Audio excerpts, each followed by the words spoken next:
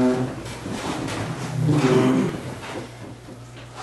heavenly King, comfort of the Spirit of truth, Lord everywhere present, and fill us all things, treasure of blessings and giver of life, come and abide in us and cleanse us from every impurity. Save our souls and good health.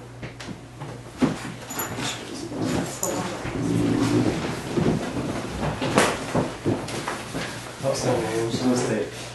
I'm sorry. Somebody wrote on that with Permanent marker. permanent marker.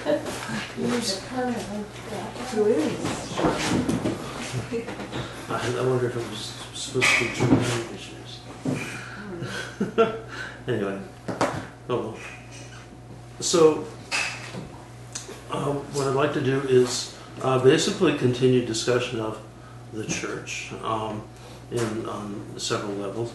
Does anybody have questions from last week? In fact, I have a question for all of you new people. If you would introduce yourselves. So that well, actually, let's go around the table again. Bethany, you want to start? Bethany. Oh, we're just going by doing names. My name's Pablo. My name's Nicola. Anna, Anna. Nikolai. Vera. Alexandra. Dmitry. Andrei. Louise. Marilyn. Kat. Metropolitan Jonah. Okay. So, last week we talked about, the church is on kind of a mystical level and what it means to enter in. Of course, that follows from the previous discussion of that really becoming Orthodox is really entering deeper and deeper into our relationship with Jesus Christ. It's that relationship with Jesus Christ by the Holy Spirit who brings us to the Father so that we can share Jesus' relationship to the Father.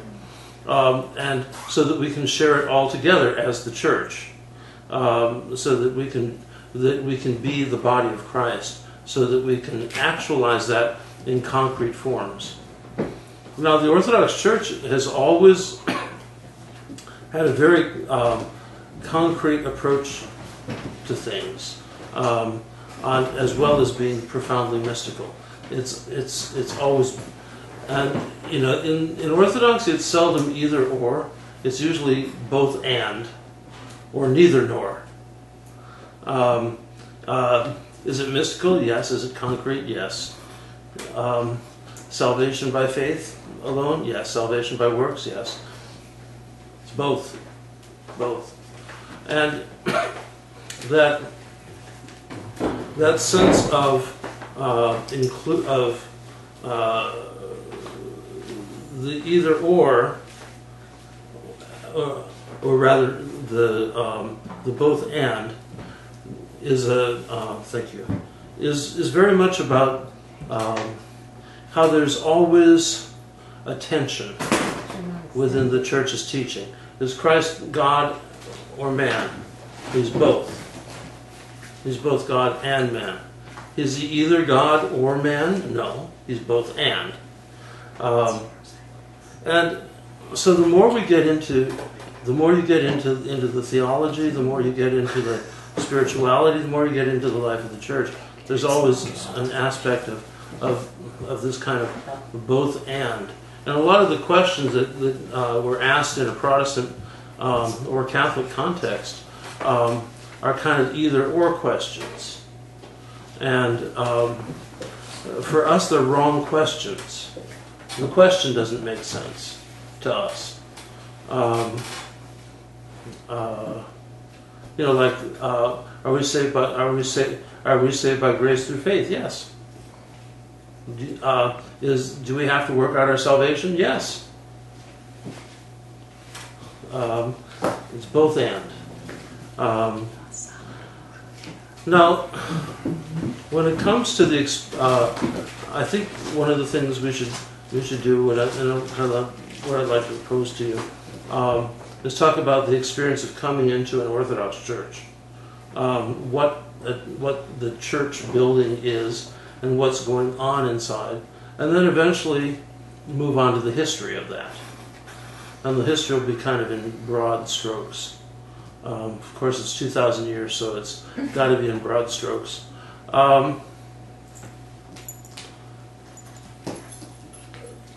how many of you remember your first time walking into an Orthodox church? My first time was in 1978. It was just after Pascha, sometime. And I'd read about Orthodoxy a little bit. And I had this vague association of Russian Orthodoxy. And so I walked into this church in San Diego. I was coming from an extremely wealthy Episcopalian church on the coast in La Jolla, and with 10 priests on staff, and this whole huge complex. And I picked a church that sounded likely out of the phone book, never having met an Orthodox Christian. And so I picked St. John of Kronstadt, Russian Orthodox Church in exile, which sounded, well, kind of likely. Well, it was a half-converted little house on the edge of the war zone, between the gang war zone between multiple conflicting ethnic gangs, and in a very poor area of town where I'd never been before, and didn't have any idea where I was going or where it was. And the church was this little kind of area appended to the garage or something like that. I don't remember exactly. And I walked in, and it was half done and half in construction. There was this ancient priest with long white hair, flowing long white hair, and flowing golden robes, which I'd never seen before, and going on in this strange language, halfway behind a screen. And there was this two young girls with long golden braids in Russian peasant costumes, going on and on in this strange language, and several ancients of indeterminate gender crossing themselves backwards and bowing to the floor. And I thought, this can't be it. This can't be it. So I was just horribly confused. Put $5 in the basket and fled back to the Anglican church and thought, but eventually I found something. There certainly is no church in San Diego at the time that looked anything like St. John's does. With its with all the splendors of 18th century Russia. Obviously this is a landmark church, there are a few churches like this around the country. But St. Nicholas, is that bad? No, St. Nicholas is magnificent. It's the style is different. It's about 12th, 13th century. Then there's the Geary Boulevard Cathedral in San Francisco, which is like St. John's, only on a much larger scale. There's the Church of Jordanville. There are churches all over the place that are finished, fully finished. But an Orthodox fully finished church is a whole lot different than a fully finished Western church, and especially a Protestant church, because I think you could say that kind of the Protestant high church Protestant ethic is elegant simplicity. And what do we do as Orthodox? We take elegant simplicity and decorate it. Have to have icons, and where there's not icons, there's other kinds of frilly work. And if it's not painted, it's embossed. If it's not embossed metal, it's woodwork. If it's not, and in the Western Church, especially in Protestantism, and especially in America, we don't have that. They don't have that. But if you think about it, in Orthodoxy, every possible church art is developed. The woodworking, the iconography, the stonework, the metalwork, the the liturgical vessels, the You don't have liturgical. much mosaics in Orthodoxy, but you have it in Italy.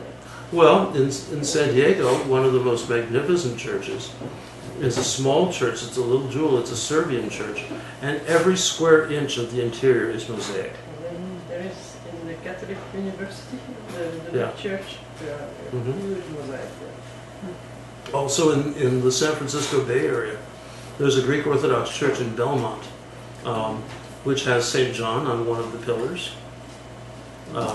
in mosaic. The entire thing on the inside, it's a huge church, is mosaic. Is there a theology now? There's a theology behind the icons, but in the way they decorate, like Oh, yeah. every. And I'll get to that. Okay. We'll get to that. You said St. John of San Francisco? That's Mhm. what you were referring? Okay. Great. That's what I figured. St. John of San Francisco is one of my favorite saints. And he also was the patron of the monastery that I had established in California, and I still pester him a lot. He founded this church. And he founded this church. So it's one of the things, and this is another thing in Orthodoxy you certainly don't normally encounter with in Protestantism, is that you develop a personal relationship with the saints. Like if you go to St. John's Relics in San Francisco, and he'll come up and introduce himself. St. John? Eventually. Saint Sergius in Moscow. So many of this in Saint Nectarius in Greece. Just to You say this, mention how a can you few. discern it was him? Pardon? How can you discern it's him? You have his relics. Well, it's Yeah. relics, but this awareness of presence, and it's a very personal presence. That's different from anything else. It's very different. It's uniquely personal, and you get to know the saints. There's another aspect too when you walk into an Orthodox church.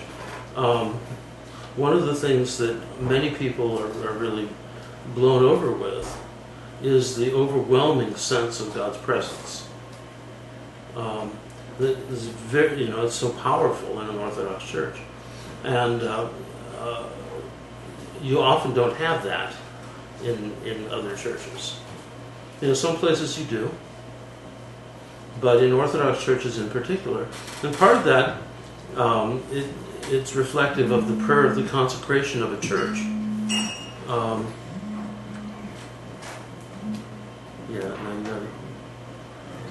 You have to turn it off, and you'll have to start the recording again, but you put it in airplane mode.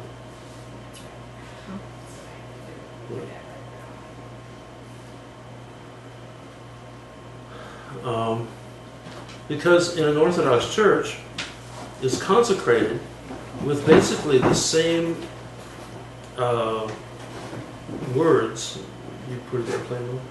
Okay. Same words, the same intention, the same vision as the Temple of Jerusalem, of the Tabernacle of Moses and the Temple of Solomon. The temple is a dwelling place of God. There's this wonderful verse in from the Psalms. This is the house of God. What is it? You've come to the temple of the Lord. This is the house of God. It is none other than the gate of heaven. And the whole point is that as a temple, it is a place of the dwelling of God's presence. And when a church is consecrated, an angel is assigned to the altar, so that there's always an angelic presence, and God and attending the divine presence who is here. Now, there's no place where God is not, but there are certainly places where God's presence is more focused than others. But it's this is the real point of an Orthodox temple. It's not just a building. It's not just a nicely decorated building for the use of the for the services of the church. it's a dwelling place of God and of His saints. And so when a church is consecrated, not only is the presence of God invoked by the bishop to remain forever until the second coming on the site of that temple, but also, and the angel is asked for and of course sent by God, but the relics of a saint are sealed into the altar table, the bones of a saint, usually of a martyr or several martyrs. They don't have that in the Catholic Church. It's a little bit different in the Catholic Church. Catholic Church, they have a stone which they have the relics in, and they set it into the altar table. And sometimes they also had portable altar stones. For most of formative church history, the Roman Catholic Church was one of the Orthodox churches. So I'm not talking, and we'll get into that whole thing eventually. But with all of this kind of theology, it's virtually the same between the Roman Catholic Church and the Orthodox Church. Is that the antimines that you mentioned? Is the portable? There's another aspect. No. In the Roman Catholic Church, it was actually a brick. No, I'm talking about the antimines.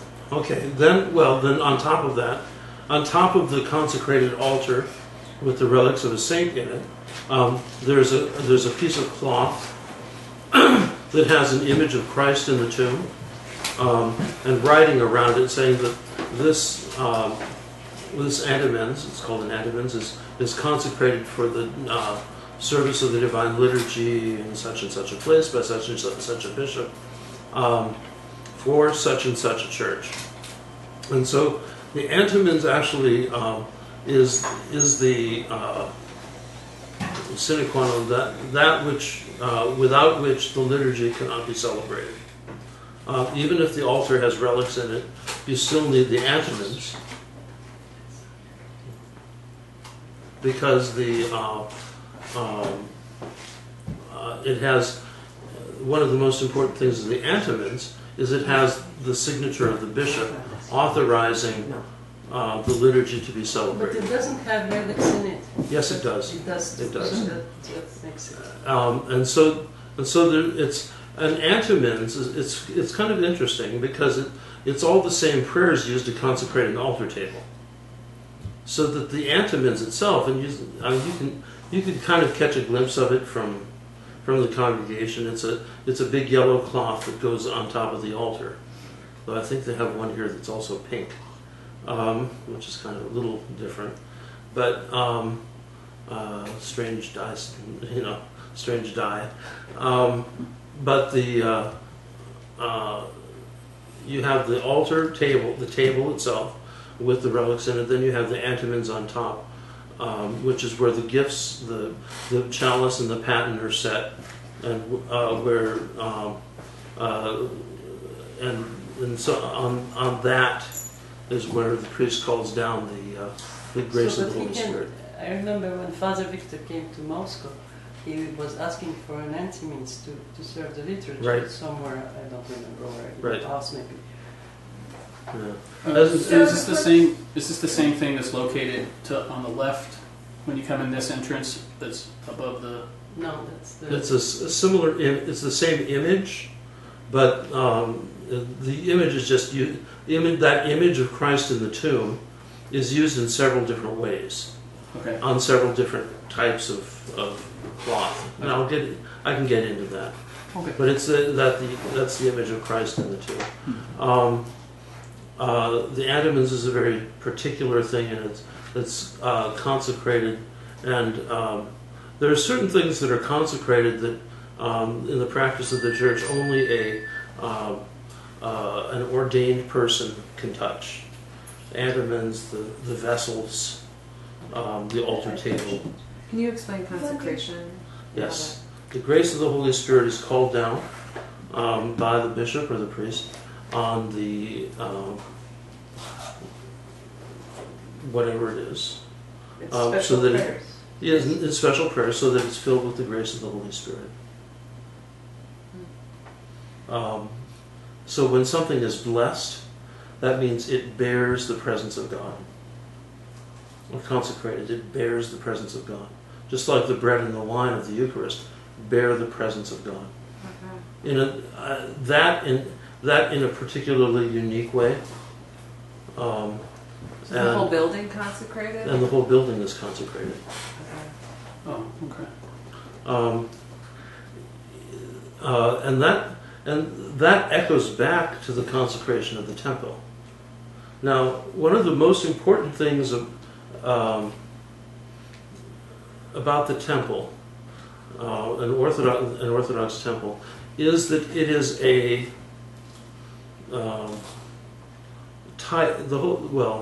the underlying theology is that not only is our worship a type and a symbol and a participatory icon of the worship of the kingdom of heaven. In other words, it mirrors the angelic liturgy of the throne of God. Just like you find in the Old Testament, you find in Moses had a vision and was told to build the tabernacle in exactly such a way.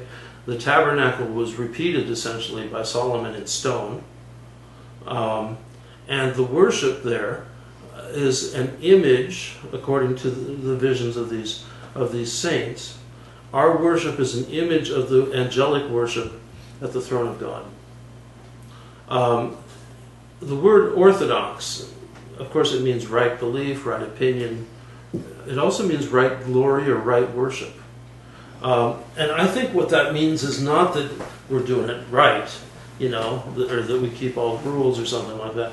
It means that it's a participation in the eternal liturgy of heaven.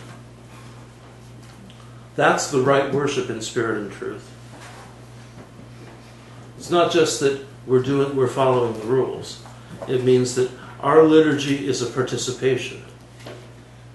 It's an image and a means for us to ascend to heaven and to worship God at His throne in His kingdom. And in the liturgy of John Chrysostom, which is the one we normally use on Sunday, we have the prayer, "For you have brought us up to heaven and endowed us with your kingdom which is to come." It's an awesome thing.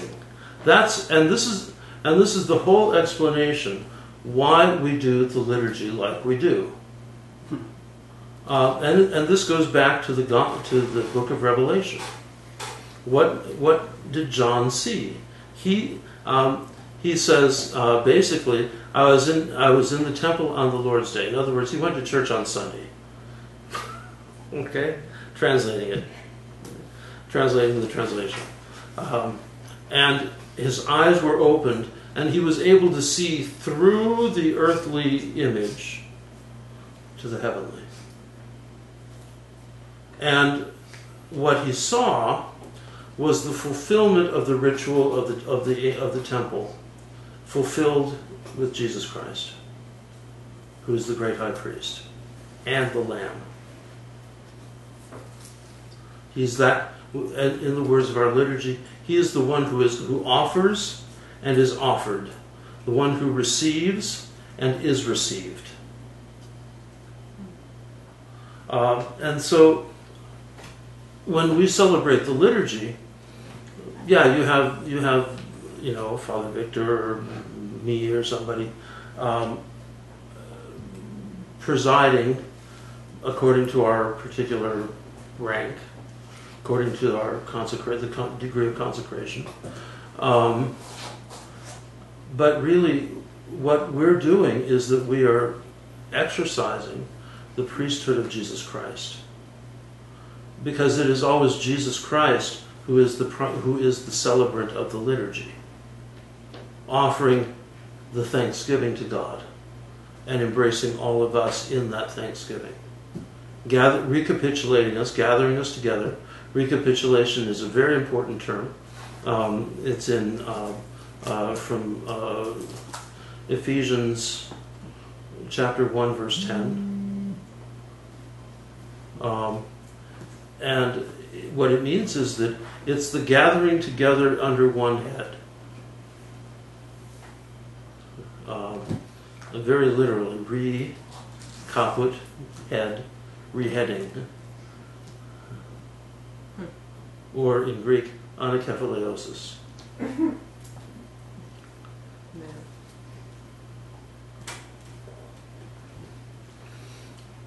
And so, what we do in the church, in the temple, which is itself consecrated to be an icon of the kingdom of heaven,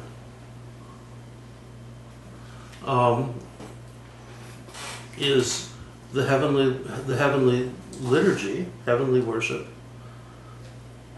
based on the vision of the Apostle John, and then others across the centuries, of that eternal heavenly liturgy, and informed by the worship of the old covenant, which was also based on the visions of the prophets, so that we're doing what they're doing, and they're doing what we're doing. So in Orthodoxy, there's no make it up as you go along. Is there accounting for the veil that is torn in the temple? Mm-hmm. Yeah, how many?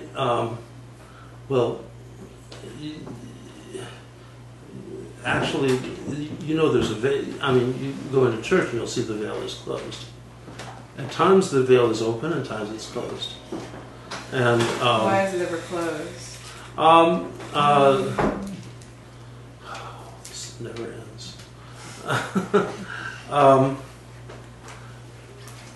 Because there are certain times in which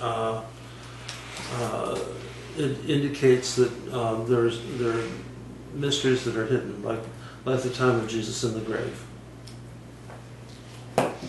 Was it hidden? It was hidden. And so the veil is closed. And then opened up at the when he emerges again. Is that when the doors open and shut and you Mhm. guys are coming out? Right. And there are all sorts of explanations across the course of the centuries that have been written about the ritual, and it's different between Greek churches and Russian churches, and different monasteries and parishes. And in our practice, if you think of this cathedral actually has a very special blessing to keep the doors open during the liturgy. For a simple priest who's just celebrating the liturgy, the doors would be closed for most of the first part of the liturgy. They would open up for the gospel. They would open up for the small entrance, because you got to open them up to go in and out, right? Then they'd be closed again until the great entrance. Then they'd be opened up, and they bring in the gifts. Then they'd be closed, and the curtain would be closed. Now, and then it would open up again for the creed. The doors means they would open up the curtain, and some places the doors, and so. But in the Greek church, after the entrance with the gifts, in a Greek monastery, they draw the curtain, and it's not opened up until communion, right? Right. So it's they're just different practices, and they have kind of different symbolical equivalents, but it's basically the same general idea. That's cool. Yeah. But there's a purpose also, a practical purpose for the priest who's serving as well. Is that correct? No, not really. No? Okay. And if a bishop is serving, like sometimes I'll serve the way a priest serves, because there's a way a bishop serves, and there's a way a priest serves. Mm-hmm. Then there's the hierarchical, which is the way a bishop serves with multiple priests and deacons. To pull that off, you need a full staff. Otherwise, but if a bishop is serving, the curtains are just open the whole time, except for communion, first communion. But But the whole idea of the temple is that it is the dwelling place of God. And the focal point, like in the temple of old, is the mercy seat. Only for us, you remember what the mercy seat was in the old temple? Okay, in the Jerusalem temple, you had three sections. You had the court of the Gentiles, you had the court of Israel, where the only, and then the holy place. Four sections: the holy place, and the holy of holies. In the holy place, only the priests were permitted to go, and into the holy of holies, the high priest could only go once a year. In the holy place, draw it. Blackboard.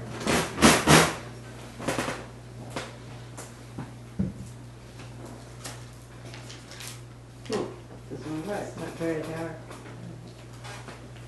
No, but it's what I got. There you go.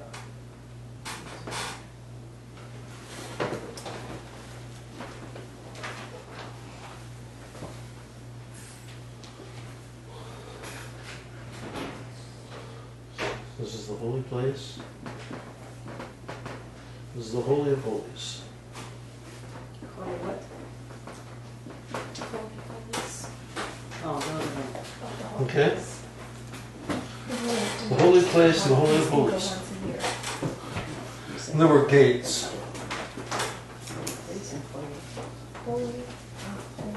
And steps going up and all of that. Look at that. Oh, God bless you. Thank you very much. Leave it to a professor.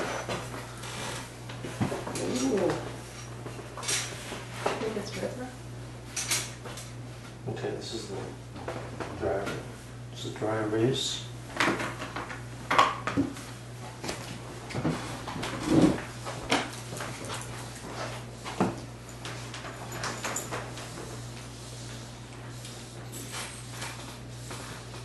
Okay, can you all see that? Mm-hmm. Okay, the Holy of Holies, this is the holy place, this is the court of the Gentiles. Only priests could go beyond this barrier. So this is where the sacrifices took place. You had the 7-branch candlestick, the menorah out here. You had the altar of incense. You had, and you had the great sacrificial altar. The Jerusalem temple was essentially a kind of combination. Was like essentially it was a butcher shop, among other things, because of the vast amounts of animals that were slain in sacrifice. And some of them, depending on the kind of offering you were going to make, in other words, how bad you sinned,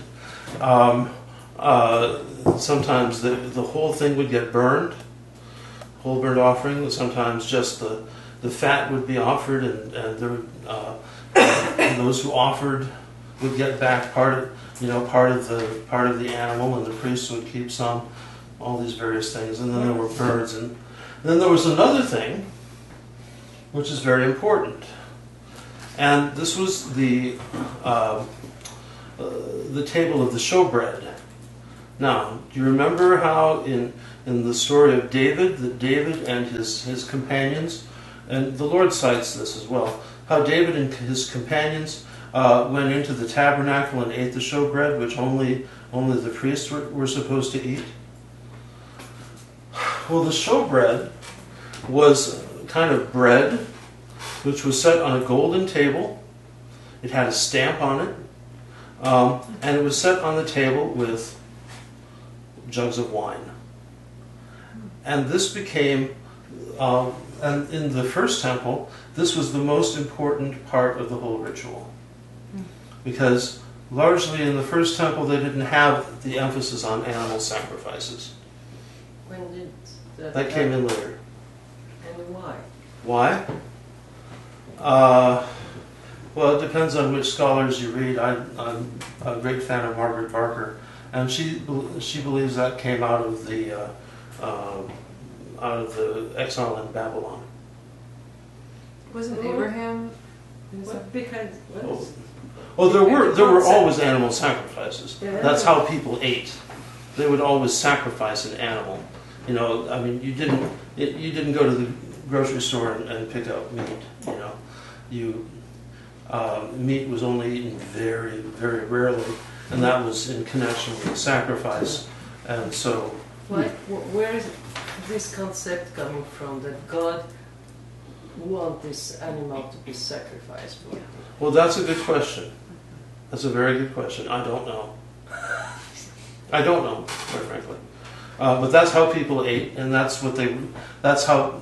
That's not just how the Jews ate meat. That's how all the pagans ate meat too, because they would take their animals to the temple and have them sacrificed, and so they would sacrifice some of the fat and some of the inner organs or something like that, and they'd take the rest home and have a barbecue. Wouldn't that be sort of a foreshadowing of the sacrifice to come? I mean, Yeah. Well, there's one sacrifice that's really important in the for the Jews, the most important one, and that's the Day of Atonement. Okay, and that's the day when there are two goats or sheep that are one is called Azazel, which is like another word for a fallen angel, and one I think is Israel, and Israel is sacrificed. And the sheep and the high priest takes the blood into the Holy of Holies and sprinkles it. And then there's some question of whether he drank it or not. But what happened in the Holy of Holies was that one thing a year, where the high priest would bring the blood of the sacrifice into the Holy of Holies, would sprinkle it around, and that would make atonement. Now, atonement does not mean paying for your sins. Atonement means bringing the world back into balance. It's a very important concept in ancient religion. Bringing the world back into balance. And so the modern etymology for that is just pretty mixed up? Yeah. Yeah. And so and how is it brought out of balance? Sin, right? And so what puts it back into balance is asking God for forgiveness. And God's forgiveness makes everything new. So that's like confession, liturgy. The liturgy is exactly that. Yeah. It makes everything new. And it brings us back to Christ saying, "Behold, I make all things new." Yeah. Okay? You're talking in what happened over the years, and especially in the West, is everything got individualized. What in the Orthodox and in Judaism, and especially in ancient Judaism, First Temple Judaism, you're talking in massive cosmic terms of the massive cosmic reconciliation, Yeah. of all of creation, and that's what happened. That was what was symbolized in the Jewish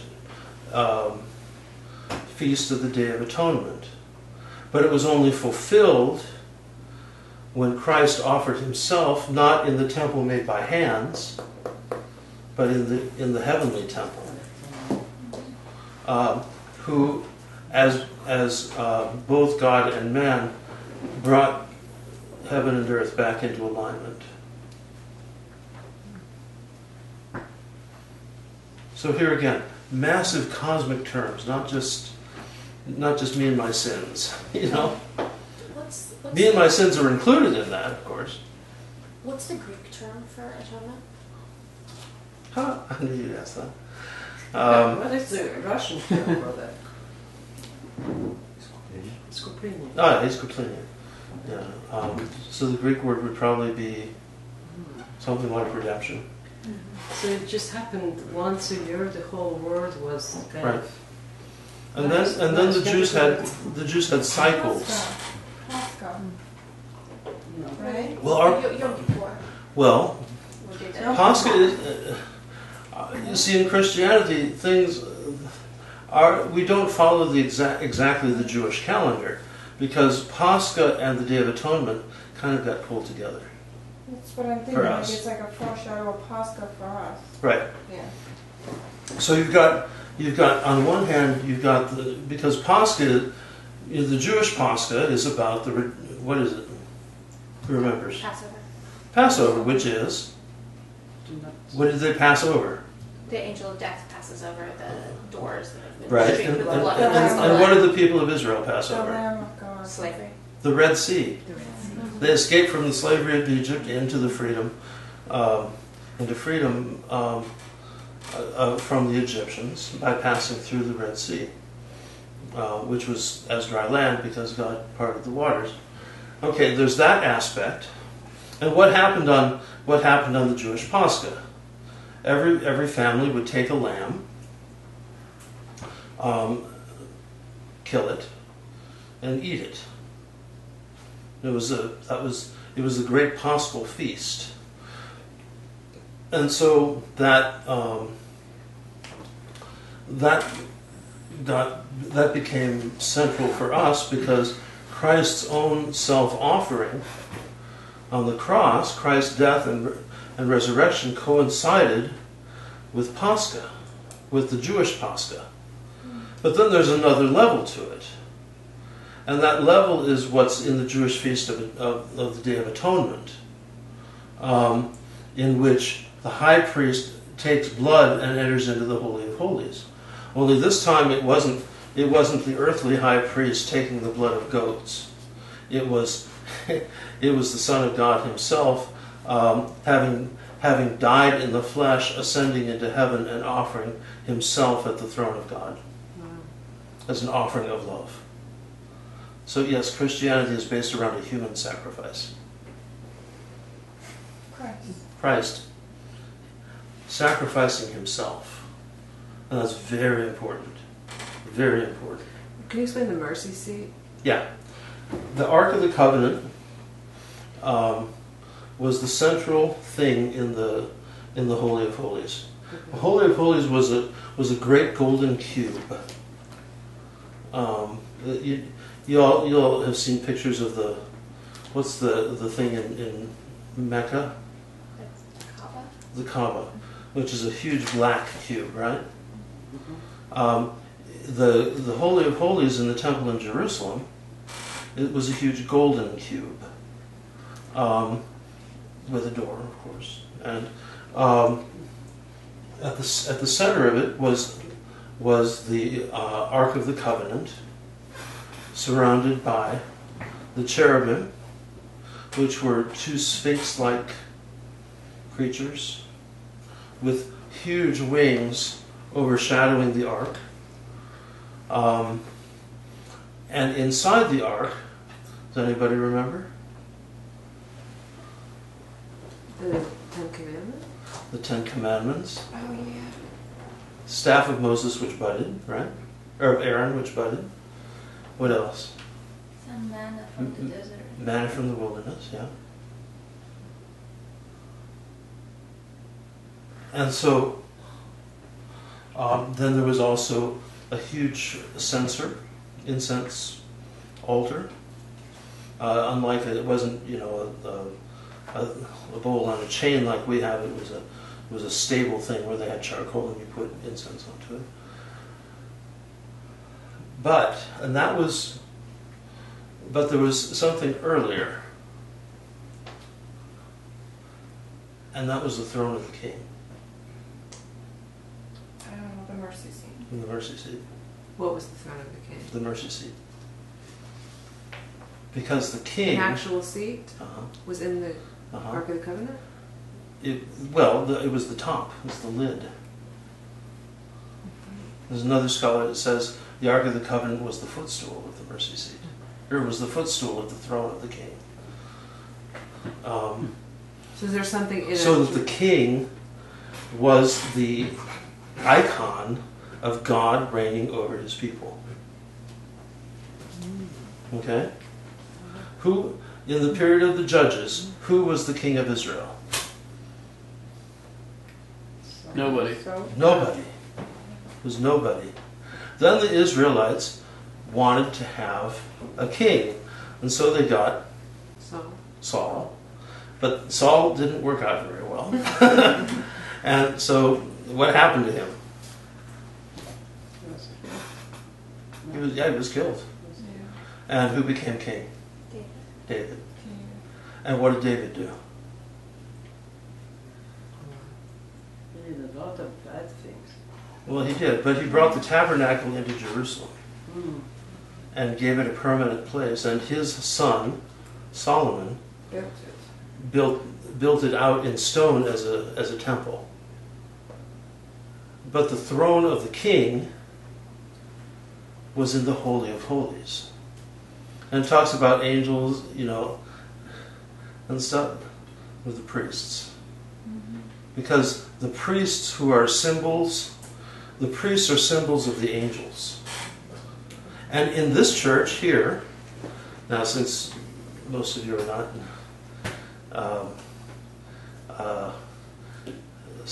male members of the church, but in this church in particular, you have an icon on the back wall of priests of priests and deacons with wings, offering the gifts, offering the bread and the wine,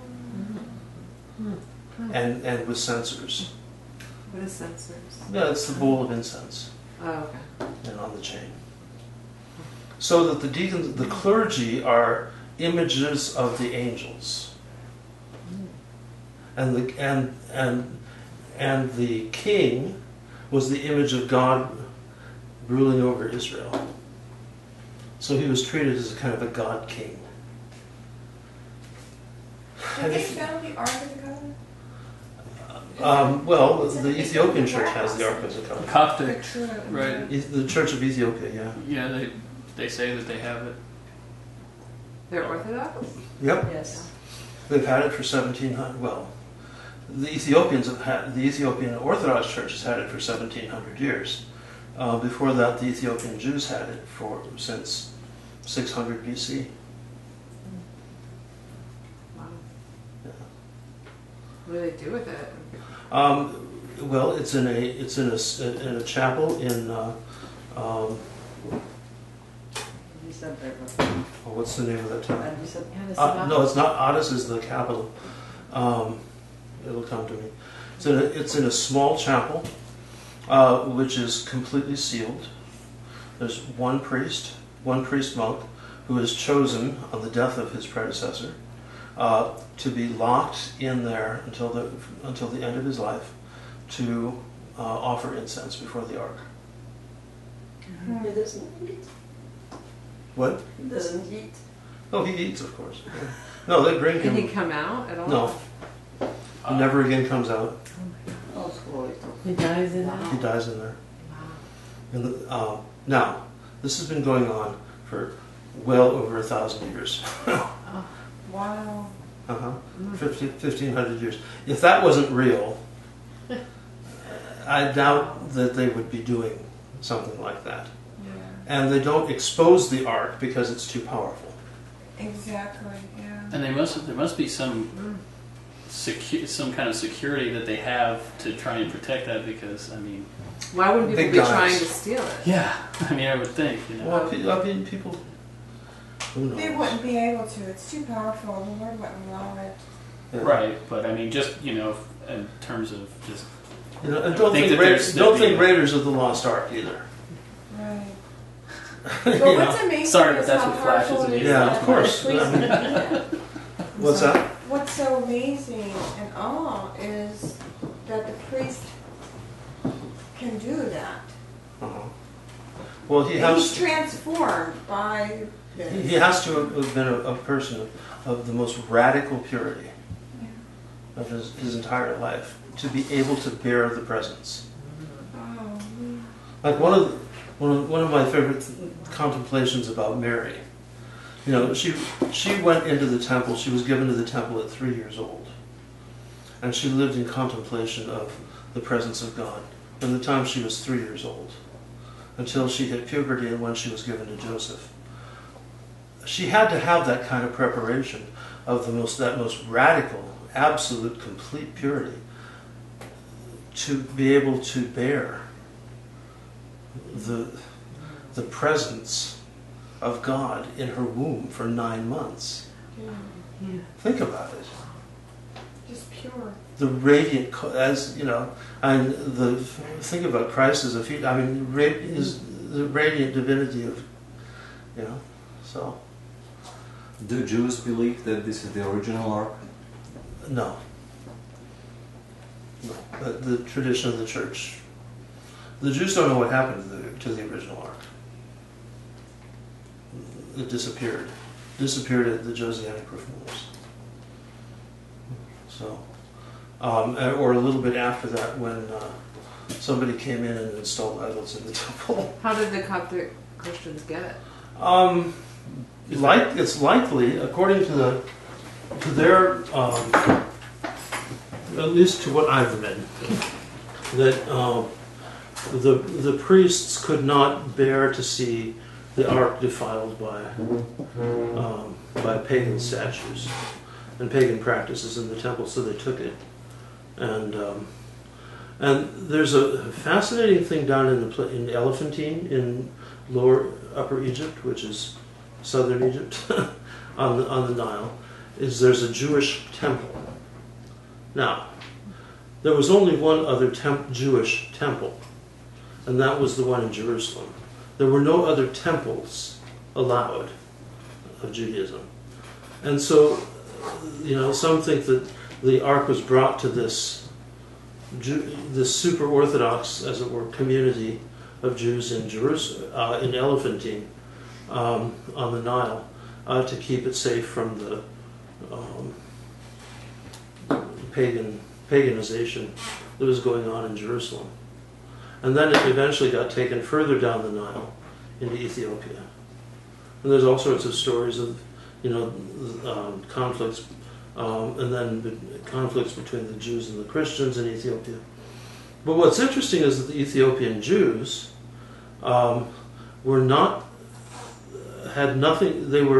their Judaism had nothing to do with what contemporary Judaism looks like.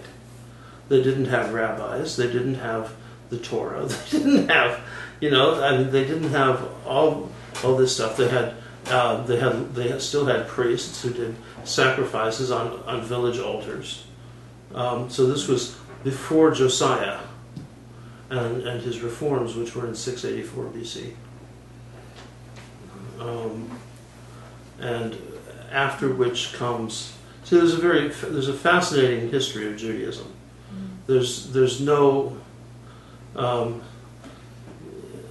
we have the idea that Judaism is the same religion as it was in Jesus' time and in David's time, and it's not at all.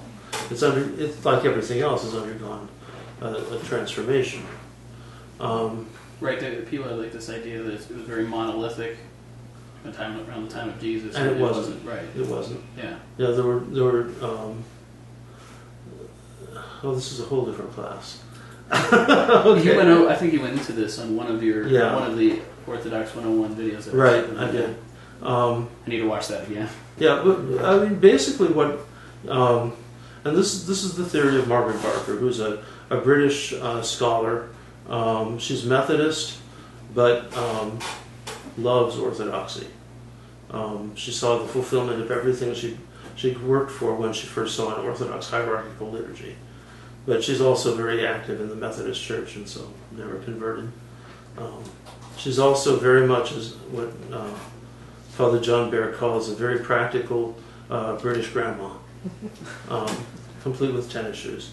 I went to see her and had lunch with her, and she was saying, "Oh, I can't get to to editing my latest manuscript because it just came back from the publisher and it's 700 pages long, and I have to make clothes for my granddaughter's horsey. Now, I've never made clothes for a horsey before, but I will find out how to do it. And here's this like super world class scholar, right? I'm talking about making clothes for a toy horse. I thought it was great. Anyway, she's rather controversial, but her narrative of what happened is pretty much a reconstruction of the scholarly reconstruction of what happened and what underlies the text of the Old Testament, because it has a history. Remember, we do not believe as Orthodox Christians that the Bible was dropped from heaven or that it was dictated. That's the Quran or the Book of Mormon. We don't, and as Orthodox Christians, we don't think that either one of them was either dropped from heaven, or dictated by an angel. At least, a real angel. It was stories that were told by someone to someone. And the thing is, it was oral at first. It was oral at first, So and there must be some kind of right. not real. It's a collection. not It's a real collection, thought. and then eventually, it was all assembled and into a single text. And what we have now as the Old Testament was put together by the Jews who were in exile in Babylon. And then after that, so the Judaism of David and of Solomon and of Elijah and was not a biblical. It wasn't a biblical religion. It wasn't a religion of the book. It was a liturgical religion, and a very highly liturgical religion. And part of that, which got written down, because the Psalms are the hymn book of the temple. Among other things. Well, So- Jacob, I'm sorry. Going back to the church, Uh-huh. the altar, Mm-hmm. how does it resemble the Orthodox Church? Okay. Well, Because it's made of, I see three. okay. So you have the ark.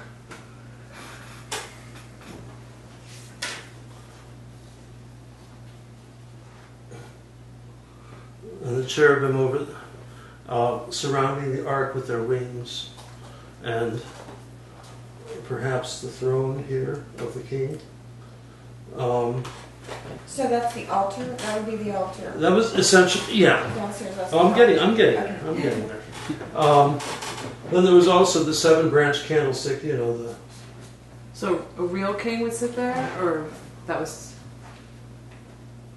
The king of Israel. Yeah. The Lord. The menorah. Well, that was out here someplace. There were two. There was one out here, and there was one inside here, and it represented the tree of life. Oh, that's what that represents. The other thing that I believe was stored in the Holy of Holies was the anointing oil. Remember how prophets, priests, and kings were anointed with oil, Yes. with chrism. Yes. And that chrism had a special recipe with all sorts of herbs and spices and, well, what disappeared with the Josianic reforms, and then was not even present when the temple was obliterated by the Babylonians. The ark, the throne, the myrrh, the tree of life. It's all gone. Now, in an Orthodox Christian church,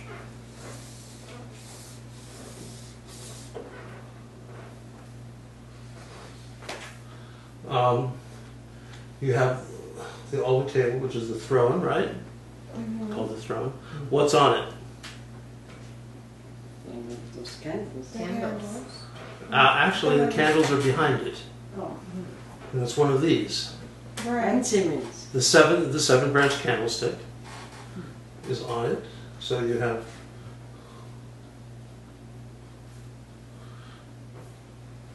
what's back here? The chair, the mercy seat. No, the throne of the bishop. Oh. Sorry. It's the throne. Okay. The throne. And the bishop sits on it. And the bishop sits on it.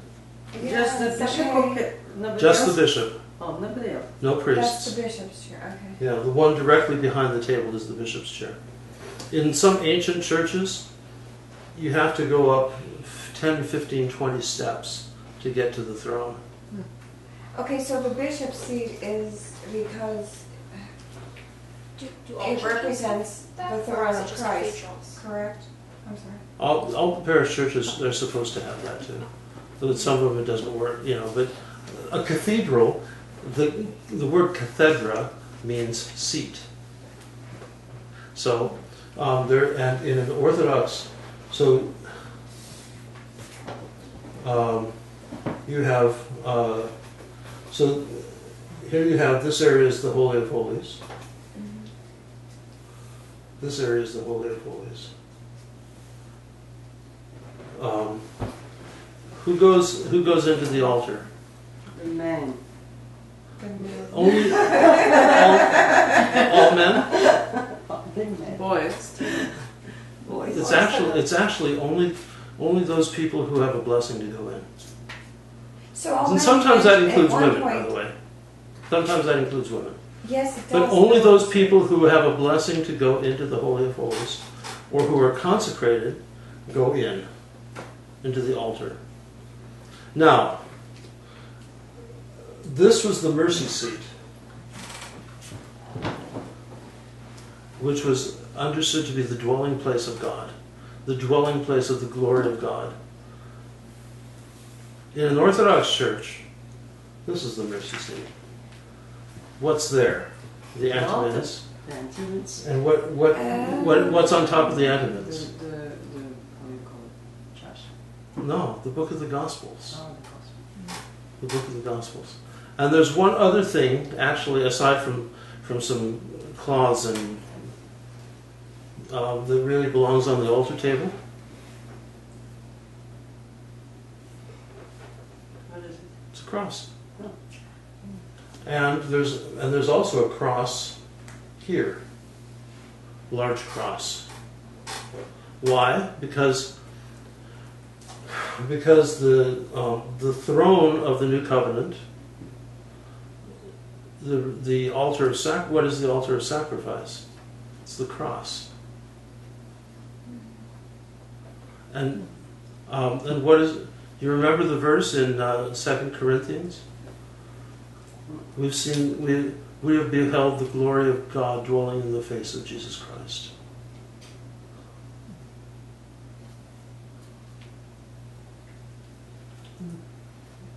This is the focus of the whole church. The altar table, the place of the dwelling of the glory of God. And we also sometimes reserve the gifts on the altar table, right, for the sick. Now, of course, there were gates here. What went here? Curtain, the veil of the temple. There's actually an incredibly interesting story because the veil goes back to the tabernacle in the wilderness, and it was a very heavy fabric woven of red, blue, purple, and white, and it had images of cherubim woven into it. In the icon of the Annunciation, which is there's got to be one up here somewhere, which is where the angel comes to Mary to tell her that she's going to bear Christ. Do you know what she's holding? Veil. No. No.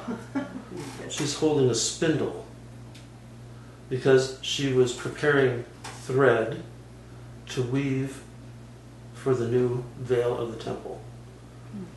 And what color is it? Red. Red. Which is the symbol of the incarnation. So Mary was spinning the veil of the flesh of Christ. Okay? The veil of the temple had to be changed, of course, several times throughout the course of history.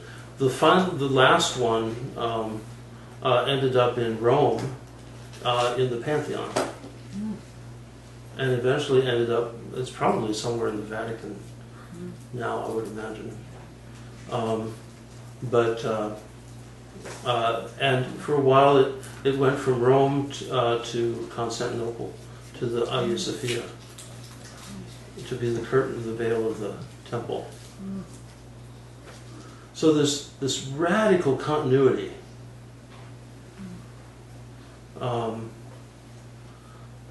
Let's see.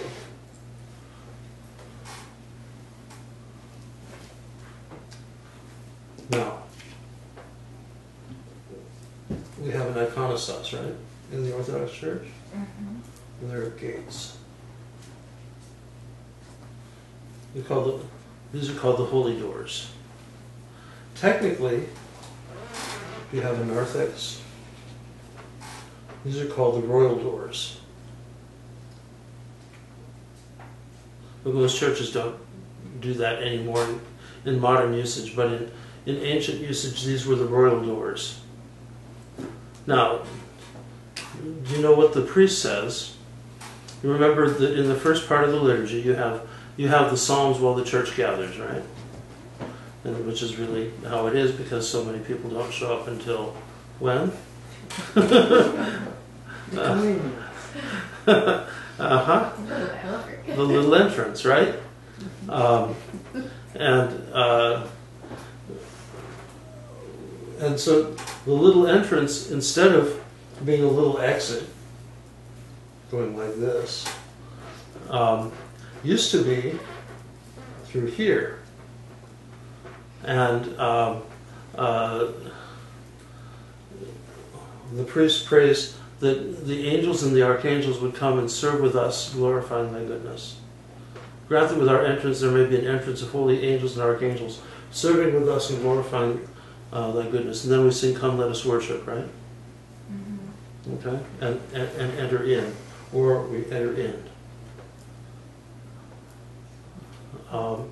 And then at the Trisagion, the priest goes from standing here to sit to the high place, and he says, he blesses the high place, the throne, and says, blessed art thou in the throne of the glory of thy kingdom, who sits upon the cherubim.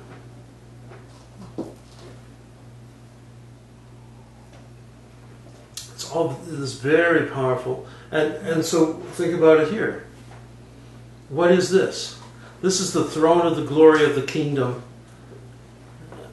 where the king would sit upon the cherubim, or enthroned among the cherubim. Wouldn't that be like a human trying to take the place of God, though? Well, that was why God had so much problem with it. So why if did you remember, sit? well, because God finally relented and gave a king to Israel, and so this is another very important thing that Margaret Barker brings out.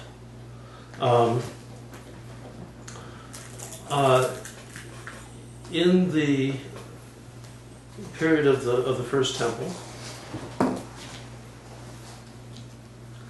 what was the God of Israel like? Was it an absolute monad, absolute single deity, or was it something else?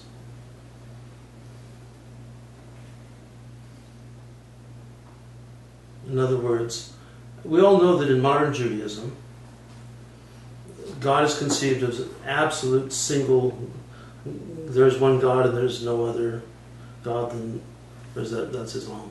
It's the same idea, actually, of Judaism and Islam. That God is an absolute singular monad. But apparently, in early Judaism, the concept was much more like Christianity. And there was yet another element in the Holy of Holies, which was called an Asherah, which is symbolized as a female deity. And so you had God Most High, you had Yahweh, His Son, and the Holy Spirit. Holy Wisdom. And that was a feminine? Feminine. What happened in the Josianic reforms? They kicked out, literally, because it was the symbol was also a log or a tree. They removed the Asherah from the temple, and they went from this multi-personal concept of God to this radical philosophical monad, so that there's only God Most High, and in the text they confused or conflated God Most High and Yahweh. But it's very clear from the early text that Yahweh is the Son of God. And that there was this feminine principle of the Asherah. And this was gotten rid of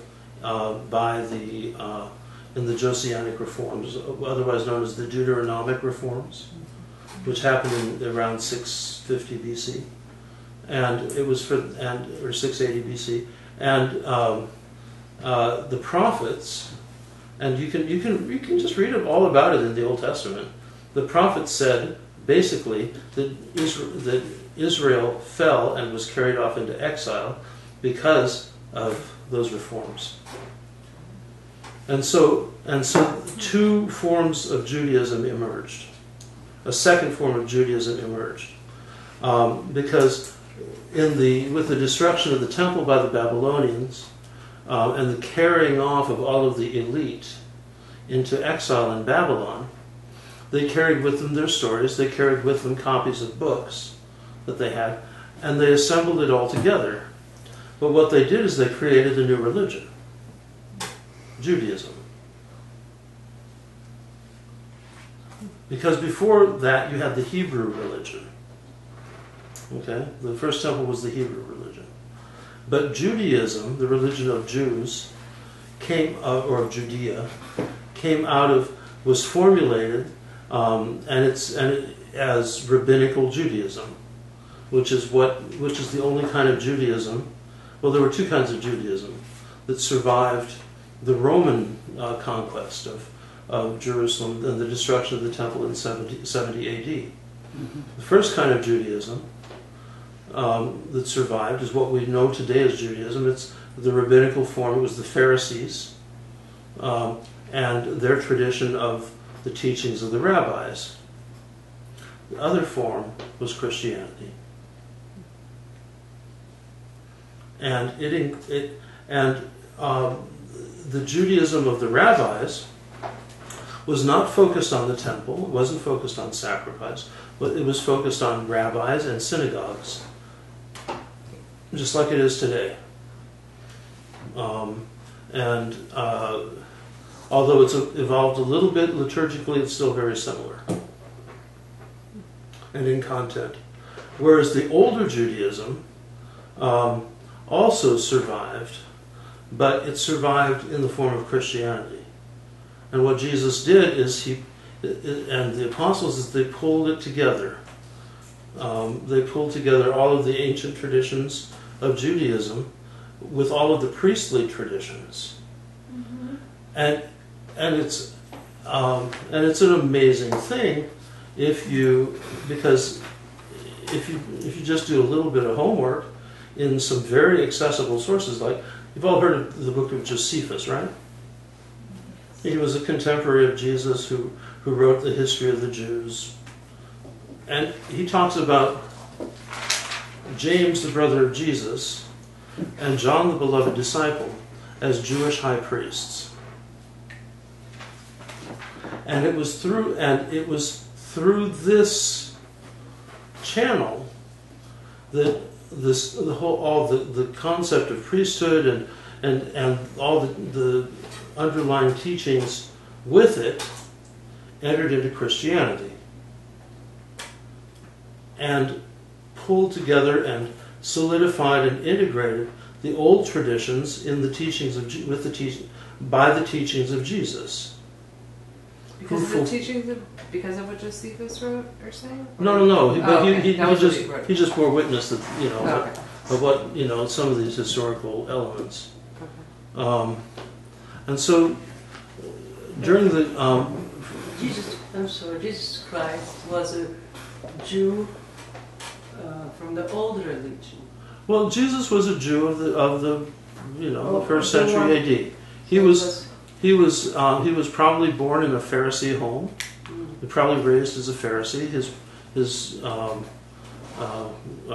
stepfather Joseph would have probably been a Pharisee because the Pharisees were tradesmen, and basically they were the pious super orthodox of the day, and they were very careful and very pious. They kept the law. Very traditional. Very traditionalist. But their traditionalism was going back to the religion that came out of Babylon. There was another kind of traditionalism that went back 500 years earlier to the Temple of Solomon. So it's like First Temple, Second Temple? First Temple, Second Temple. And there were many Jews at the time of Jesus who rejected the Second Temple. And they rejected its priesthood. They rejected Now, obviously, Jesus didn't reject it. He attended it. But with this in mind, you read the Gospels very differently, because Jesus was also a prophet of the destruction of the Second Temple and of its corruption, right? That's just in the text. See, it's very important to know your Bible. Very, very important. We all need to know. We need to know the Bible better than the Protestants do. It's our book anyway. We authored it, we edited it, and we published it. We let them use it. But it's our book,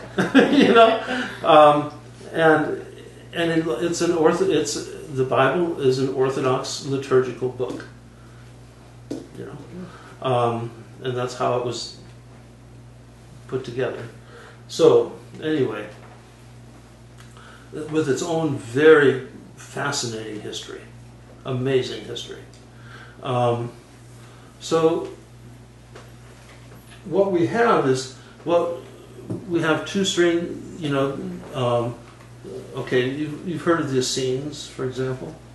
The people that wrote the Dead Sea Scrolls that were then put in jars and hidden and survived 2,000 years and dug up in 1946 or something like that. What are these again? The Dead Sea Scrolls. Qumran. Yeah. Yeah. What those have is the Essenes were a group. It was a priestly group that rejected the Second Temple as corrupt and its priesthood as corrupt, and they formed a monastic community which was dedicated to the preservation of the faith of the pure faith of the Hebrew religion, and so it has texts from the prophets. It has texts that are in the Old Testament now, which show that the current Old Testament that we have, especially the one used by the Jews today and by the Protestants, called the Masoretic text, was radically edited to exclude Christian references. And there are even allusions to this in the text itself. They're published. They're published. They're translated. Yeah. Oh, yeah.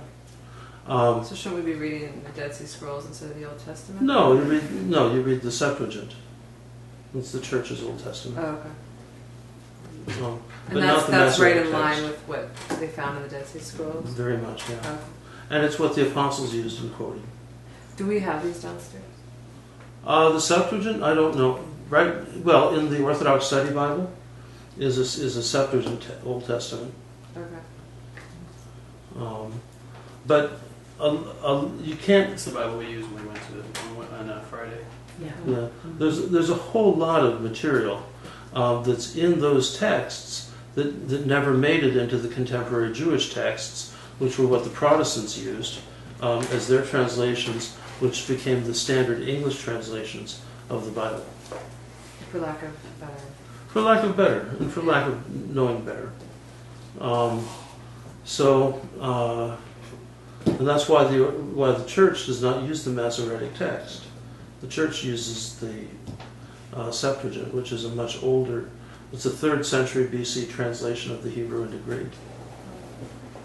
So you see the correspondence between the Old Temple and the Christian Temple.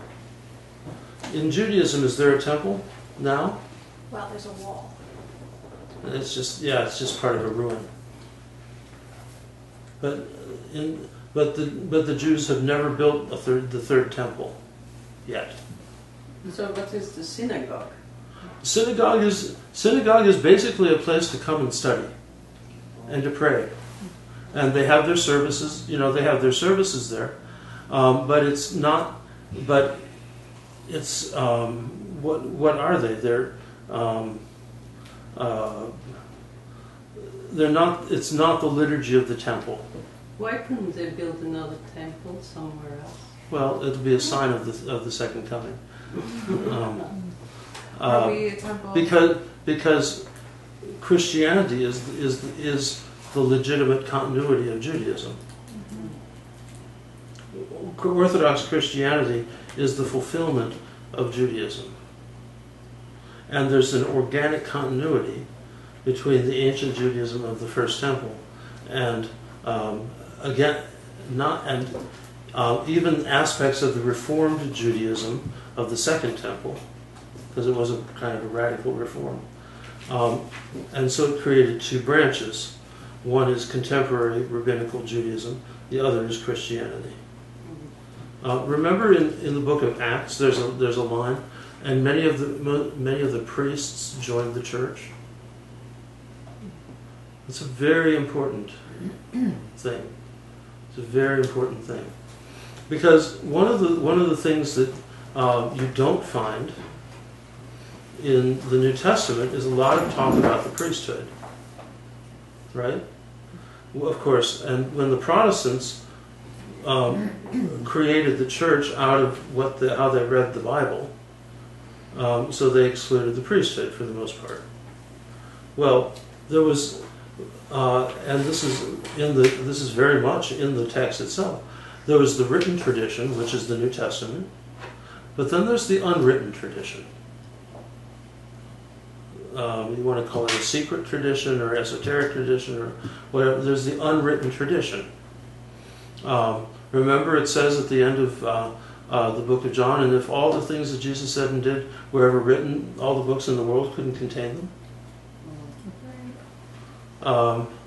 And remember how in the book of Revelations it says, write these things down, but don't show them to anybody. There is in Christianity this tradition of a secret tradition. And what was it? It was the priesthood, it was the services, it was the liturgy of the church, it was all of those internal structural elements that didn't get written down until the 4th century, 3rd and 4th century, but are alluded to, and sometimes even specifically by the early fathers of the church. Because very little was actually written down until the 4th century, 3rd, 4th century. We say early fathers.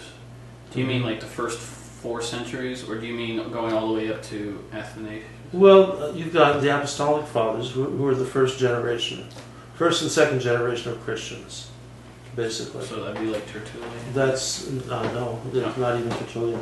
It's Ignatius, it's Clement, Oh. it's the Shepherd of Hermas, it's the author of the Didache. So who were the first Christian priests?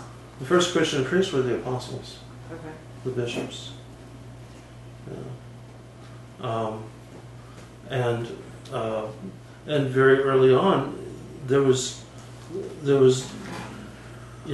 Christianity was just a sect within Judaism for the first, up until the murder of James, the brother of John, and then with the murder of James, the brother of Jesus, they actually, some of those texts, like Josephus, say that they attributed the Roman destruction of Jerusalem to as kind of the Jewish rebellion as keyed off by the murder of James, the brother of the Lord, who was a high priest. But obviously a Christian high priest, because he was also the leader of the apostles and the head of the church in Jerusalem. And you can read all about that in the book of Acts. So a lot of this, it's really interesting, is taking all these things that, we just, we kind of get the story, of Peter and Paul in the book of Acts, and, the disciples going this way and that, but to sit down and think, okay, who were these people and what were they really doing? Like James. You don't hear a whole lot about him, and yet he's a central figure. He was the head of the church after the ascension of Jesus for the first 40 years. He was the head of the apostles. He was the leader of the apostles. So, and with Peter, James was the head in Jerusalem. Peter was the great missionary, and then Paul. But it's really interesting to go through and think through, who these people were, and what their life was like. We tend to think that the early services of the early church were like a Baptist Bible study, right? People would come together, they'd sing a few hymns, maybe speak in tongues a little bit, and then somebody would give a sermon, and then they'd go home. Well, the Gospel of John presents a rather different image of the worship of the New Testament, of the early church, right? There, 24 priests clothed in white vestments with golden crowns, standing around a throne, singing, "Holy, holy, holy, Lord God of hosts," and prostrating themselves. That's in heaven? That's in heaven. But where do you see that now? Next door. 24 never. No. It's not big enough. It's not big enough.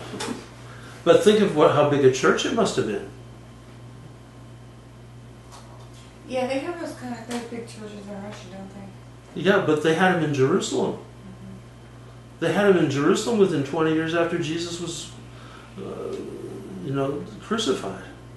And look how small our churches are now. Pardon? Look how small we build our churches now. Yeah. That's shrinking. Yeah.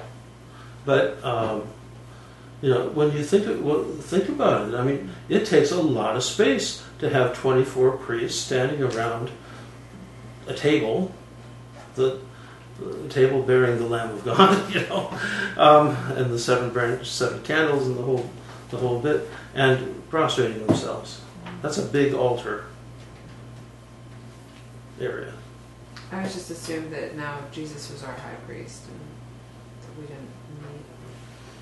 No, but you see, it's the same idea as in as in the Old Testament, that the king also represented the high. The king was also a priest, and he ruled over the people, but he also led them in worship. In the new covenant, the bishop is the high priest, and he is the image of Christ's high priesthood. You've heard a bishop called a hierarch? Hierarch? Heard the term, but I have no idea what it means. Right.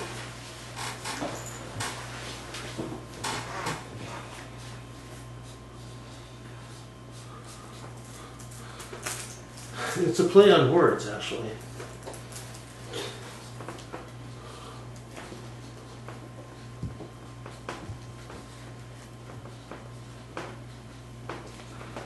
Archieres means high priest in Greek. These two segments got switched. Hierarch. And what it means is the source, the archi, of sanctification. Jesus being The source of the priesthood. But the point is that the charism, what Jesus gave to the apostles, is his own charism. He gave the gift of the Holy Spirit to the apostles, and who did they pass it on to? To the bishops. And the bishops have passed it on To the priest. They pass it. They share it with the priests and the deacons, and with the laity. But the bishops are the ones who receive the fullness of the gift of the Holy Spirit, and they pass it on from generation to generation to generation.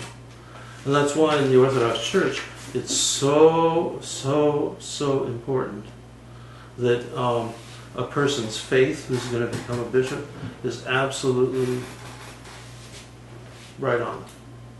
That they pass on the fullness and the integrity of the tradition in absolute purity. What does bishop mean, and where did that word come The word is episkopos in Greek, and bishop is just a contraction of the Greek word. from? Episkopos? Yeah.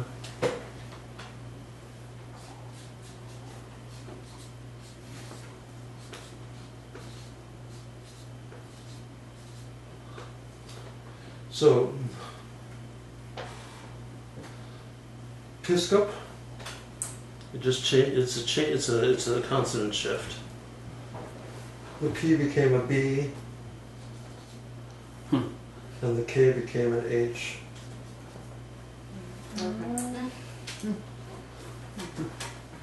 Just across languages, Okay. and just like the word presbyter, priest. Priest is just a contraction of presbyter, or presbyteros in the Old Testament, meaning elder. Prester in Old English, priest. Okay. Okay. That's where the Presbyterian. Episcopalian. Yeah. So, and diakonos, you just kind of drop the os, which is the ending, in diakon or deacon. Oh, okay. And so in the church we have 3 levels of ministry. The bishop, the priest, and the deacon, all of whom share in that one charism of Christ's ministry, of Christ's priesthood. And it's always Christ's priesthood. It's not my priesthood. It's Christ's priesthood. And so one of the points of all the vestments is that it covers over individual identity. You know, my secular name is Jim Paffhausen. It's not Jim Paffhausen who's up there, serving the liturgy. It's Christ acting through Bishop Jonah. Yeah, it almost seems like what you're wearing is distracting us from the person. And Yeah, and that's the whole point. It's not about me. It has nothing to do with me. I'm unworthy of. Who am I? Who am I? To be doing that. But somehow I've been chosen to bear that gift and to bear that charism for the sake of the church. So you put on Christ. Yeah. You put on Christ. As How's many that as been feel? baptized into Christ to put on Christ. And that's exactly what the ordained ministry is. That must be overwhelming. It's mind-blowing. Yeah, it is. It's totally overwhelming. Because it's not just authorization to preach and to teach. Because you bear the gift of the Holy Spirit. And you bear responsibility for passing it on in the fullness of its integrity, both in its spiritual reality as well as in its formal expression. That's a huge responsibility. It's huge.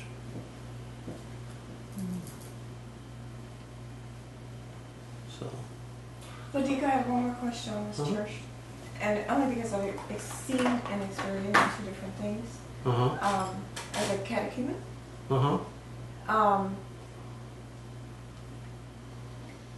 You're only allowed to enter the church at certain times and leave. You have to leave at certain times. In the ancient practice, yeah. For me, it was different. I was through the whole liturgy as I was coming to order, Right. you know. But when at the monastery, I experienced there was a catechumen there, and she actually was in the same room with me. But she had to leave. Right. The PCOs had her go out at a certain time. Right. Well, I So- mean, listen. What? Remember, in the middle of the litany after the gospel, what does the deacon say? Catechumens depart. All catechumens depart. Let no catechumen remain. So why is it? But why is it different? Like for me, I see. Okay, you go to the monastery; it's the strictest. But why is it different in churches? And for me, it was that way too. It shouldn't. Quite frankly, we should throw the catechumens out. But what they did, is go to class. Right. Because the catechumens, not being initiated into the mystery of the faith, in other words, not being able to spiritually perceive and participate in communion, were excluded, but given the time to learn and to learn about the faith, so that they could prepare themselves. So would you recommend that we leave when they say that? Not at this point, no, because we don't have adult Sunday school. There's nowhere to go. Yeah, that's right. There's nowhere to go. There's nowhere to go. They have the liturgical bouncers at the doors It's a beautiful garden. to throw the catechumens out. What I've seen, and I don't want to discourage you at all. I didn't ask that question. It was only because I was in the church the whole liturgy just as you were, but I just witnessed something else just recently. But it was so beautiful because we don't have here a narthex. Right. Where at the monastery, which I think is that third part, Right. and even though they're out there, you can still hear the liturgy. Right. The doors are closed, and it's hard because it's in Greek and I don't know Greek, but the deacon will go out and sense them as well. Right. So their prayers are still being lifted up, and they're Right. still being lifted Exactly. up. And they're still a part of. They're still a part of. It's just a little bit separated. Right. They But- should exclude that. It's not exclusive. Don't sing catechumen report. Well, there are places where that's done, and I think it's a good thing. But for the most part, parishes don't have the personnel Right. to do the instruction, because they only have one liturgy, and that person would miss liturgy. Right. So why say it if it's... Yeah, exactly. Well, because in the Orthodox Church, we say all sorts of things that have long histories. But also, you and could they're kind of look at it. cumulative. I kind of looked at it for me personally was, I'm still a catechumen. So technically, even though I'm baptized, you could tell me to leave, and I would, consider it. Because not consider it, I'm only in liturgy, but I'm still a catechumen. I'm still learning. We're all learning. It's like a never-ending process. But let the faithful remain. How's it go? Only. Yeah, catechumens depart. All catechumens depart. Let no catechumen remain. But let us, of the faithful, again and again in peace, pray to the Lord. And then there's Right. So verse. there's a piece of faith in you. So yeah, somehow you're in there, you know. okay, And that goes, that For me, that's tradition all is it is. very early from what I read. It goes back to the earliest practices. yeah, yeah. Because very early on, the catechumenate lasted 3 years, and the instruction was not from the Gospels; it was from the Old Testament, and the catechumens were not taught either the Lord's Prayer or the Creed until the night before they were baptized. Mm. So, That's interesting. yeah. And you had to memorize Then you had to a memorize it. lot. Right. Back then, right? And Especially if you were a priest or a bishop or yeah. Yeah. Oh yeah, you had a huge amount, but people memorized at that time. right. They have as part of the oral tradition and the whole Right. yeah. So basically it's not practice because number one, there's not enough room in the church. The church is not set up to do it that way. Yes, our churches aren't, Yeah. but to have a properly set up church would be really Right. awesome. That's what I mean. And you know, here I'm showing the narthex very small, but actually the narthex is supposed to be huge. Right. That is pretty big. Well, I thought we do have a narthex. It's just it's not separated by the wall, and we don't have the door, right? Yeah. It's where we have a candle stand. Right, essentially, yeah. Yeah, That but part behind the columns. yeah, but technically it should have a door. Yeah. Because, and you know, physically it's not possible in this. And remember, this church here was a house initially. It was just a big brick house, and so you can only add and Do some. so much, and the lot is only so configured and things like that. In San Francisco, there is a door. Yeah, there is a There's door. That's right, there is. Yeah. Yeah, and many churches do, even if they're little tiny Some narthex. do, yeah, some do.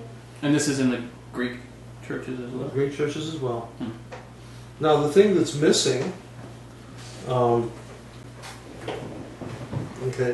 this is kind of weird things. In the center of the church, what's there? Big chair. The stumbling block, right? As it were. That's the icon. It's the.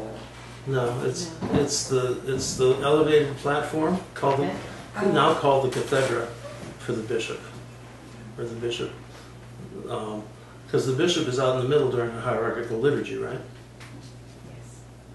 Why is that? Because the bishop didn't enter into the altar until the small entrance Oh, okay. What's a small entrance? with the gospel. It had to be washed. Just- it had to be Right, dressed. you're vested. dressed, You get your hands washed, and their clothes changed. yeah, exactly, vested, and then they come out with all the candles and and everything else, and the deacon with the gospel, he holds up the gospel, wisdom let us attend, right?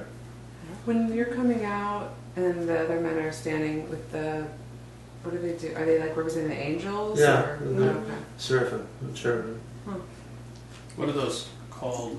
Repedia. The repedia. No, well, I was taught that whenever the fans, the angels are really present. We just don't see them. Yeah, well, the fans have images of cherubim on them, Right. seraphim, Right. and they're also used liturgically in the oldest form by the deacons, and you still see this when a deacon is ordained. He fans the gifts with them to keep, you can say to keep the flies off, but it's mainly as a symbol of the presence of the angels hovering over the gifts, Oh. hovering around. And because what are the gifts? It's the very presence of Christ. Right. It's the body of Christ. And what are the angels doing? They're surrounding him. Now, where does it talks? The Bible speaks to this. Mm-hmm. Where? Well, I mean, do you have the throne of God surrounded by the angels. Is it the Old Testament and the New Testament? Both. Yeah. Daniel, Daniel, Ezekiel, Ezekiel. Isaiah, Yeah. and in especially the vision of John in the Apocalypse. Right. Okay. So Yeah, there is something missing in your church. Oh. There is a table called for the proscomida, oh yeah, but the oblation. I've heard that was done in the church. I mean, not in the altar. See, I was wondering It about was done Yeah. with the people standing there. No. You mean never? Traditionally, and we're already way over time, but well,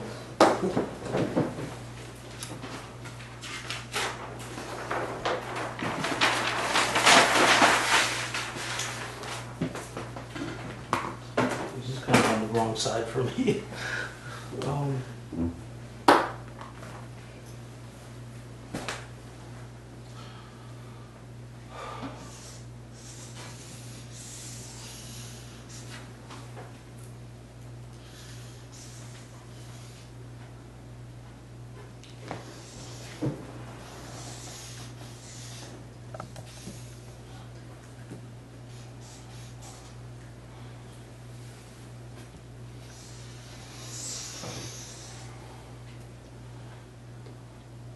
No. In the ancient church,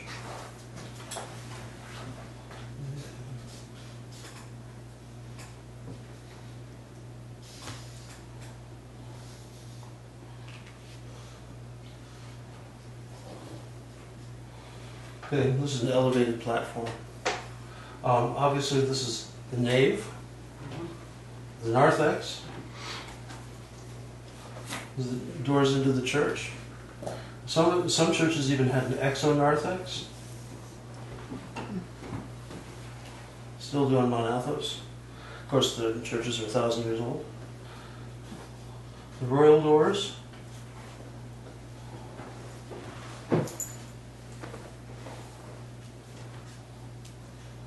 These are the doors for the people.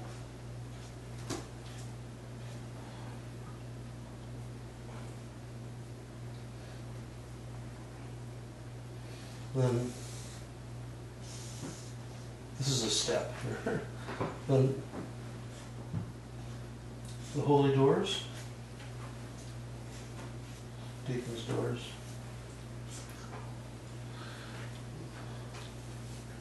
And you had these three apses. Now later on, they become sometimes you use the secondary altars. But then you had a thing, then you also had another one here. You had separate buildings. This is called the Scevophylakion. This would be a baptistry. And the Scevophylakion was the sacristy, basically. It was where the gifts were prepared. It was where the vestments were, and the vessels were kept. And it was also a place, and you still see this in a lot of Greek churches, where people would bring bread, offerings of bread and wine and other things. And what the priests would do is they would select several, the 5 loaves from the best of what the people brought, probably the best seal, and the right size, and without, and they would use those for the Eucharist. And then from here, all the rest of the food would be distributed to the poor. And so you had, in the liturgy, okay, we got 2 main sections. Well, 3. One is the preparation, right? Which usually happens here now, right? Table of oblation. But it used to happen here. And then you have the song, blessed is the kingdom, the great litany, the psalms. It used to be that all of that was sung in procession, coming from the bishop's residence, till they all assembled in front of the church. And sometimes the exonarthex was a huge courtyard. And so they would get to the end of the Beatitudes and with the verses, and the deacon would hold up the gospel, and with the fans and the candles and all that. The bishop would bless it, and the deacon would say, "Let us attend," and then "Come, let us worship," and fall down, and fall like we do now, and they would enter into the church. Well, they would keep going. What do we do now? We do a little exit. Right? From the table From the table and back to the table. altars. But it used to be an entrance into the church in the ancient times. Now, also in ancient times, the cathedra, which I like to refer to as the stumbling block because people fall over it all the time, they do, was an elevated platform about 6 or 8 feet above the crowd, and there was a long kind of causeway, as it were, going to the altar. And this, the choir would stand on either side, and so think about it in the way we do things now. The bishop would start the liturgy there, and then gradually, it would open up, and then we'd come, let us worship, and this grand entrance into the altar with the gospel book, right? Then there's the censing of the altar and all of that. Then, if you remember the Trisagion, Holy God, Holy Mighty, Holy Immortal, Trisagion, thrice holy. The priest or the bishop would go from there to his place and say, "Blessed art thou on the throne of the glory of thy kingdom, who sits upon the cherubim," and turns around and faces the church, faces the people. So we can't say that in our liturgy we only face east. We also face the people at certain times, and that's during the readings. And then the sermon would be given from up here, and the deacon for the litanies would be up here on top of that. And you still see that when we have, say, the deacon reading the gospel, right? He's reading from on top of the cathedra. So there's a lot of movement in our liturgy, right? It's not just the priest kind of standing there. That's for you, not for us. Is What's it the that? same every time? Not for the people, they don't move. Most of them, at least, they rock back and forth a little bit. They're not supposed. Yeah. The liturgy is more or less the same every time because of what it is. It's not our worship, it's the worship of the kingdom. And our worship is an image and a participation in that. And that's eternal. And That doesn't change. And us, is it important for us to have any sort of behavior? I mean, should we not sing? Well, yeah. And see, this is how do we participate is a really important question. Because, you shouldn't be there thinking about the laundry list or about what you're going to do after the service. The whole point is to elevate your mind and heart and ascend to heaven and worship God on His throne in His kingdom. Because that's what heaven is. That's what eternity will be like. This never-ending liturgy of the angels and archangels, served by the angels and archangels and all the company of heaven. And I know people are going and lighting candles and doing different things, and I was just curious, what leads them into doing Piety. What it's supposed to. Well, what's the best practice? That you get there early and you focus yourself and you remain with your attention focused throughout the whole thing. And there are times to bow, and there are times, it's not like you're just standing there like a soldier. I mean, you bow and make the sign of the cross, and it's a little bit of orthoaerobics, Is it important to do the sign of the cross every time something is said, or is it just a decision? It helps you keep your attention on the process of the liturgy. The liturgy is a process. It's the process of our entrance into heaven. But Dick, I was taught to do the sign of the cross, and every time you hear in the name of the Father, the Son, and the Holy Spirit. Well, there's that, but you know, And then it just helps. yeah. It does, it helps. And then every time the deacon does a petition for the litany, Right. you know, he makes the sign of the cross. Right. And what he's doing is he's leading the people. So you'll see a lot of the clergy, they're also making the sign of the cross. And then it was like, bowing. follow the priest or follow what he does. If he kneels, then you kneel. If he crosses himself, then you cross Right. yourself. And- Yeah. But if he crosses you, you don't cross him back. Right. Right. Right. We don't have that power to bless No, when your children follow, Yeah. you got the power of blessing. Oh, yeah. Well, Yeah. I mean, but Mom's blessing is really important. yes. I know there's lots of little kids who won't go to sleep without mom giving them a blessing. Dad, but I noticed that when people venerate the icons, they will bend down and touch the floor. Is that in substitution for prostration? in a sense, yeah. Okay, Yeah, it's humbling yourself all the way to the floor. I see. Without actually going full. Right. And though some people will do that, and it's actually prescribed at various times during the year. Right. Like we did it During Great Lent, for example. 2 weeks. Would it be 2 considered a Sundays ago. distraction if someone were to just Oh, prostrate yeah. themselves during the service, or No, not necessarily. No, there's a lot of freedom. There's a lot of freedom. If you're moved to go down and kneel, then that's what you're moved to do. That's what Christ is moved you to do. Now, sometimes, especially in the old world, like in Russia or something, the churches are so packed, you might never get up again because you'd never again be able to rise to see the light. You're not. You'd be crushed by the babushka, you know. So that'd be a good time to go. be a nice way In that time. Yeah. I often think about, here, as Americans, our kind of cultural concept of religion is probably a preacher with a floppy Bible, and some kind of, camp hymns, and that's kind of the popular concept of Christianity in church. What would it be for a little Russian kid? It would be crushed, being crushed amidst this, all these old ladies, being able to only look up and there's this big scary image of Jesus looking down.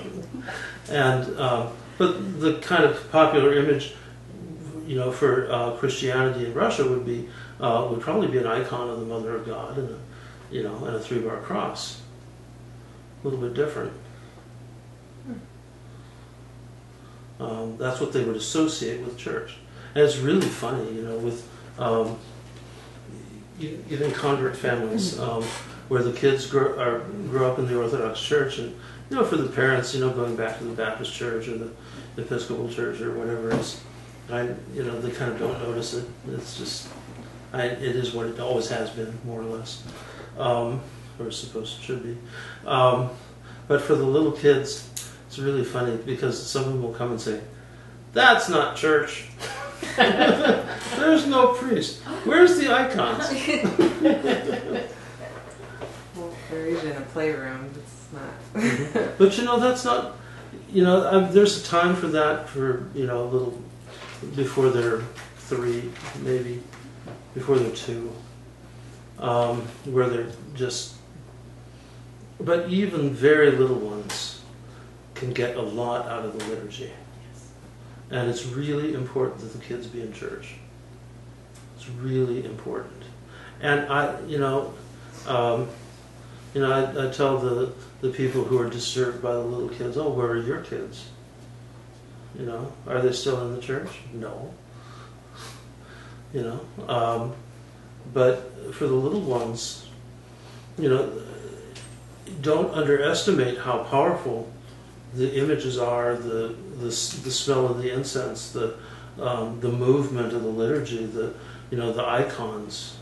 How is the smell of the incense an ancient? Like, has it always been the same smell? There's different smells, but in the old, there's a recipe for it in I think in Leviticus. I don't remember. Oh. And that's what's used here? One of them, yeah, something similar. Although I had a professor at UC San Diego, this was back in the 70s, who swore that the main ingredient was hashish. Of course, it was the 70s in California, but Ladita, is there a time, I sense that maybe you're looking for like a kind of like a rule of when you can move and when you can't move, when you can do this, when you can't do that, and there's really no set rule. It's for me. It's just it's about like What not do I wanting do to when- disrespect other people's Right. Right. process. So and, in light of that, with my own fumbling around. right, in light of that, I want to ask, is there a time when we're not supposed to approach the icons or light a candle? probably during the gospel, during the readings, Okay, during the sermon. okay. Well, Yeah, so those are the Yeah. only two times, basically, that you would maybe offend somebody, but everything else, it's all... Yeah, it's pretty loose. So there's the catechumens depart. Mm-hmm. Would that, and then at that point, traditionally, would there be a time that you come back, or that's it for the day? That's it for the day. I see. So you don't get to hear the No. the homily, divine Well, homily. that's just saying you can hear sometimes from Oh, for you can Well, hear for the thing. I Well, see. actually, the practice here is to put the homily at the end. Mhm. The original practice is to put the homily right after the gospel reading, I see. and that's done in some other churches. And then notice there's people go up for communion, and then there's bread. They eat bread and drink. Right, And and that's blessed bread. Technically, that bread is it's the leftovers from after the priest cuts out what's on the paten of the offering, and so it's blessed. And the ancient practice is that it's called antiteron, and that's what's given instead of the gifts. So if you can't go to communion, you have that. So I can go up and have that anytime. In modern practice, yes. In Russia and the old practice is only some people prepare to receive the antiteron almost like they prepare for communion. I would take it seriously. They take it very seriously. And then the water, would we be allowed to have that as well, or is it? What's wine? They have wine. It's wine. It's wine. Yeah. Oh, that's wine. Oh, okay. Wine. So Yeah. I'm not supposed to, or I should. No. I mean, if you're going to eat the antiteron, you can drink the zapivka. Yeah. Okay. And I noticed they take the entire cup. Every I always think they're going to stop, and then it's all. every place does differently. Now, who was doing that? The little kids love to finish it off. So if you have So the kids drunken are drinking 8-year-olds, you know wine? what's happened. What's that? Does the kids get to drink wine here? Yeah. they do. That's why they're quiet after. Yes. That's when they go to bed. That's nap time. That's But don't you have to be baptized Orthodox in order to do that? in the old world, yes, that's the practice. In America, very often it's shared with everybody who's there as a means of participating. And what's your feeling about that? I think it's good to share it Okay. because it's a blessing. It's like you're keeping in touch with, I don't know how to explain. Yeah. Yeah, different churches have different practices, and I think it's important to know the practice at the particular parish. In the United States as well, like that Worldwide. different area. Okay. Are you advocate of rebaptizing people that were already baptized in a Christian church? That's a long discussion. Long story. We'll talk about that in 2 or 3 sessions from now, in great detail. Well, you've been very generous in sharing teaching us. Thank you. Oh, my joy.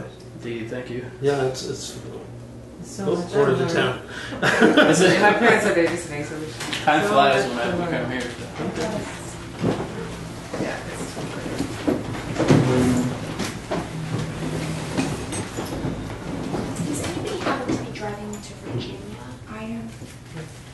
Let's pray. It is truly meet to bless thee, O Theotokos, ever blessed and most pure, and the Mother of our God, more honorable than the cherubim, more glorious beyond compare than the seraphim, without corruption, that gave us birth to God the Word. True Theotokos, we magnify thee. The blessing of the Lord be upon you through his grace and love from our God, always now and ever into ages of ages. Amen. Thank you. Thank you.